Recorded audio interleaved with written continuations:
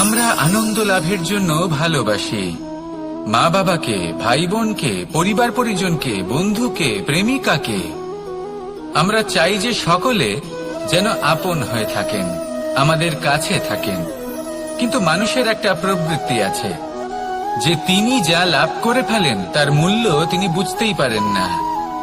যদি আপনার বাড়ির কাছে একটা মিষ্টি জলের সরোবর থাকে বা সুন্দর নদী থাকে, তাহলে জলের গুরুত্বটা কি আপনি তা বুঝতেই পারবেন না।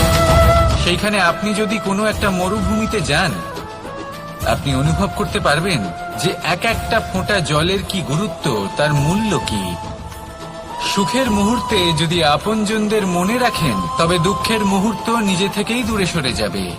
ভালোবাসা এবং তার সাথে স্মরণ করা, এটাই তো হলো জীবনের এবং ভালোবাসার আসল মূল্য।